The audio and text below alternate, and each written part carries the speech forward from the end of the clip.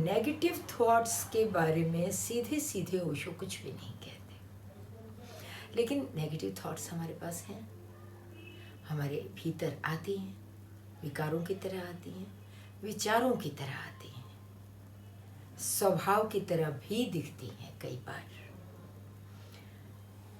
असल में negative thoughts हैं क्या, ये जानना बहुत महत्वपूर्ण नहीं है।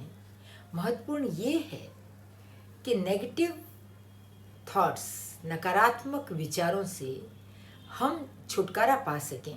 क्या ऐसी कोई स्थिति हो सकती है? सीधे सीधे नेगेटिव थॉट्स से छुटकारा पाने का कोई रास्ता नहीं है।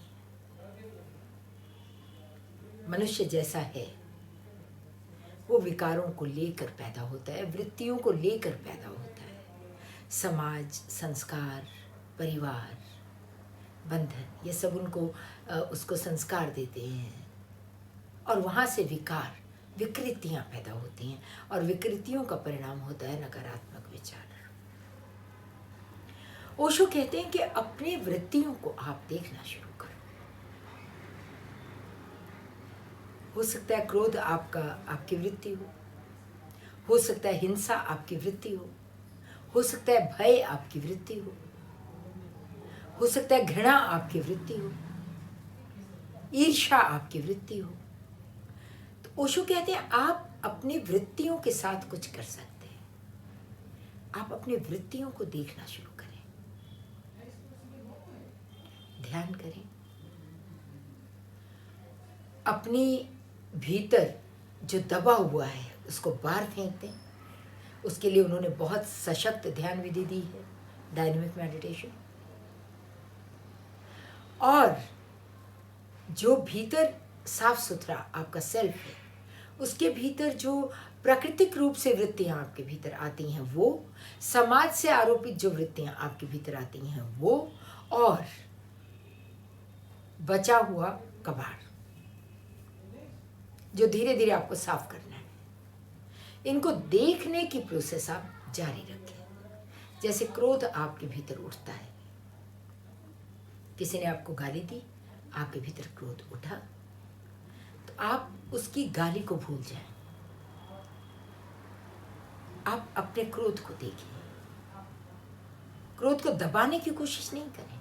देखें कि मेरे भीतर क्रोध उठा, हवा में उसको निकाल दें। जब आप अकेले हो तो आप उसको निकाल दें, नहीं निकालें तो भी कोई बात नहीं। यदि आपने सटीक ठीक देखा है तो चला जाएगा। और जब आप देखना शुरू करते हैं तो नकारात्मक विचार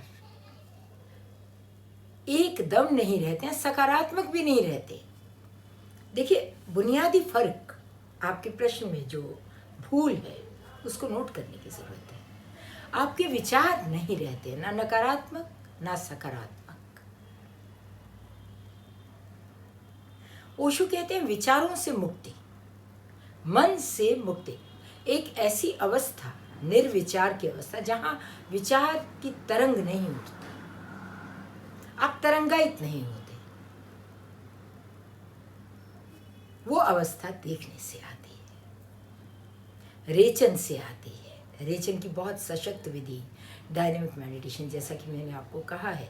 इसके अतिरिक्त और बहुत सी विधियाँ ओशो ने दी हैं, जिनमें मिस्टिक रोज है, बॉर्न अगेन थेरेपी है, कुंडलिनी मेडिटेशन है, लतिहान है। बहुत सी ध्यान विधियाँ रेचन पर आधारित विधियाँ हैं। जिब्रिश है, रोने को भी भगवान ने ध्यान कहा है, ओशो ने ध्यान कहा है। ये सारी कैथारसिस की विधियां हैं, रेचन की विधियां हैं। रेचन करें अपने भीतर के विकारों का, विकृतियों का, और उठती हुई वृत्तियों को देखें, विचारों को भी देखें, चाहे वो सकारात्मक हैं तो भी देखें, नकारात्मक हैं तो भी देखें। देखने से झील शांत हो जाती है।